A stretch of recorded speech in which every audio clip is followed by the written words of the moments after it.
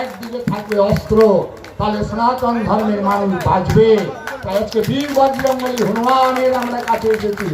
ভগবান রামচন্দ্রের সেবক, রামচন্দ্রের জীবন থেকে সেই শিক্ষা গ্রহণ আমরা করব।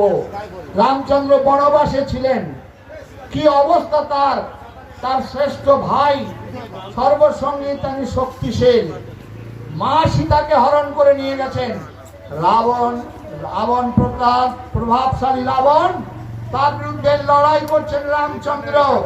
বনবাসী গিরিবাসী মাই ভাই বোনদেরকে এঁটো খেয়েছেন, বন্ধুত্ব করেছেন, কোল দিয়েছেন, তাদেরকে সংগঠিত করে হিন্দুর ভগবান সেই দিন তীর ধনুক ধারণ করে একের পর এক বাণ হেনে রাবণকে সবংশে নিধন করছেন।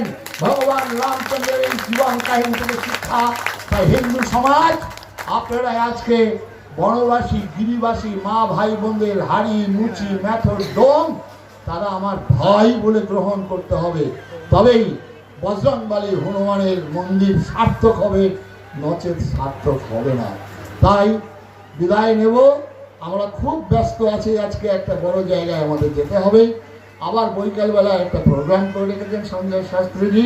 হও ধর্মেতে ধীর, প্রথম কথা হও ধর্মেতে ধীর, হও কর্মেতে বীর, নাহি ভয়, ভুলি ভেদাভেদ জ্ঞান, হও সবে আগুয়ান, সাথে আছে ভগবান, হবে জয়।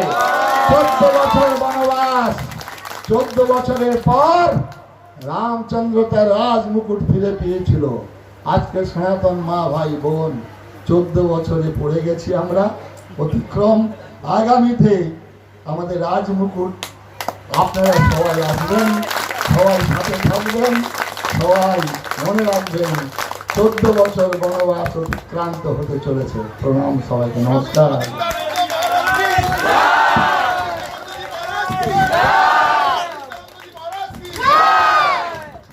আমরা এখন